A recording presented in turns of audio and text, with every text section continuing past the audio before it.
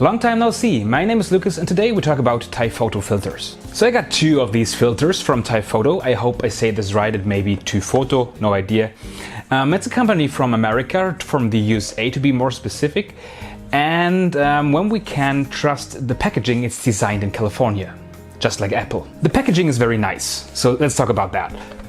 It's a great look and feel, it doesn't come off easily. And then we have these great little boxes, and it's a good boxes with they have this inlay with the ripples. I like that because it holds the filters a bit better.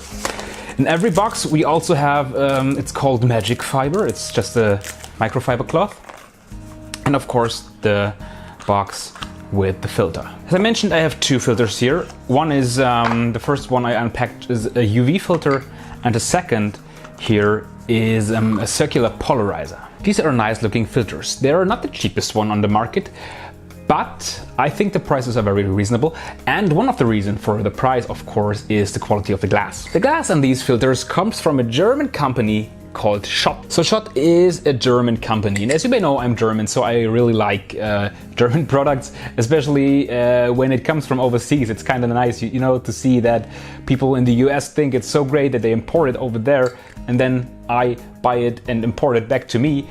It's a bit ridiculous, but still. So the filters are relatively thin, and what I like is they have all the markings not on the side of the filter, but on a ring inside. It looks pretty cool. It looks very valuable. You might think that because of this ring with the print on, you get more vignetting as you have a broader rim and less glass, but it's not really, if at all, wider than the usual plastic rings inside the filter. So I think there's really not much that is less sexy than a UV filter, and you know it.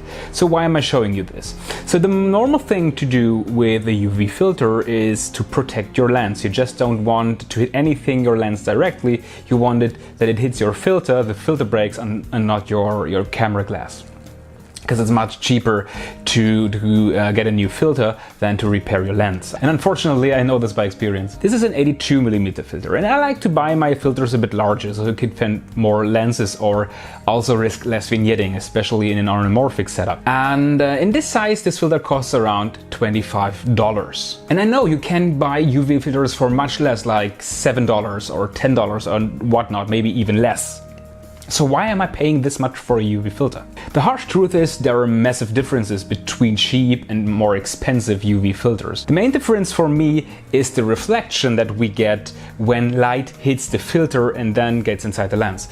So this happens often in the night on the streets. So you have like really nasty reflections from a filter. Of course, I don't want to lie to you, so I don't want to tell you that this filter will not be visibly in your image at all and you won't get any reflection from it, because this is bullshit. So far I didn't see any filters which manage to not get any reflection into your image. Still, this filter will get much less than the common cheapo UV filter, as I will show you now.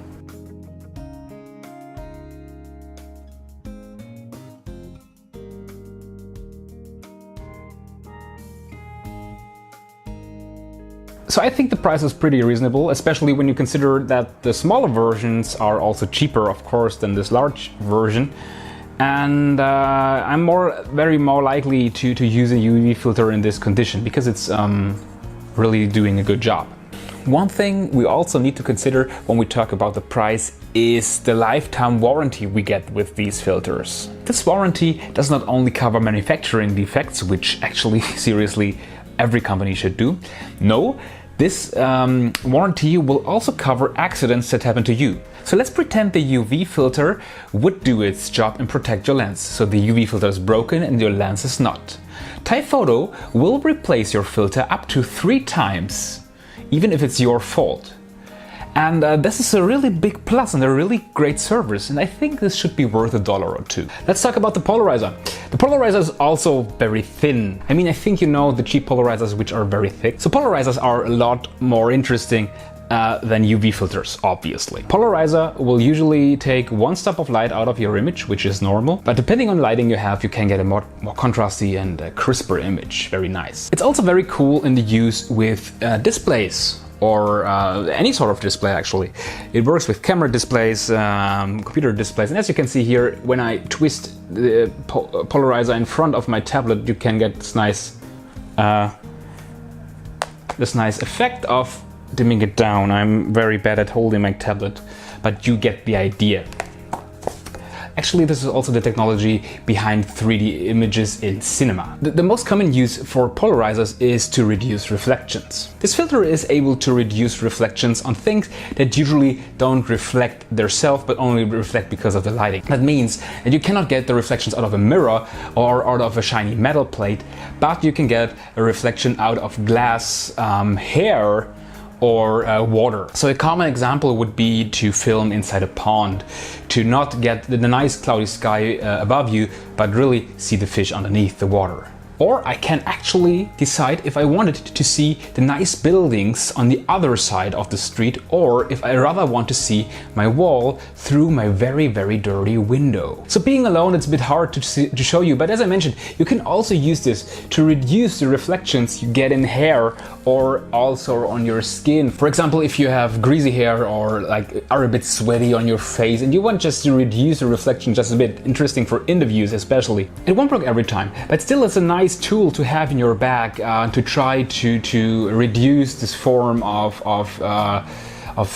sweatiness, greasy hair, or like if someone used a bit too much moisturizer or something like that. So that's the same with the UV filter. You can get a cheaper polarizer than this one. Polarizers can also have for very, very cheap. A cheap polarizer can drastically decrease your image quality. Especially with very long lenses, you can get a lot less sharpness into your image, so it gets much softer. You see this also with cheaper ND faders, because ND faders actually consists of 2 polarizers, and I tested this filter with the longest lens I have, which is a 210mm lens. It's a very old lens, so it's not very sharp in general. You can see that even though the polarizer does take a hit on the image quality, it's not very much, and it's very long lens. I usually don't use lenses this long. I usually use something like 80mm at max. So, and with that focal length, like 80mm around that, you have no issues at all.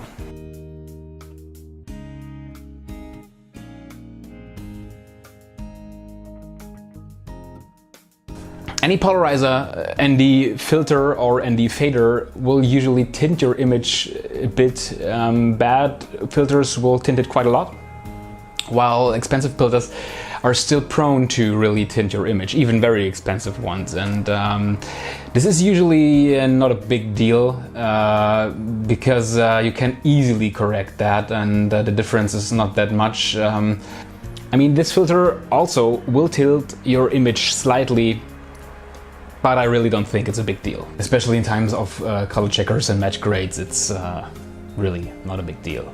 So, Tyfoto filters. Not the cheapest brand, but great products at a reasonable price, if you ask me. Shipping was quite fast, faster than expected from the US. Packaged well, I didn't have to go to the tax office, which is always a plus, because I hate that, because it takes a lot of time and only makes things more expensive. So I can recommend them. Tyfoto. Looks like this. I have a link in the description. So thank you very much for watching. I hope to see you next time. And yeah, bye.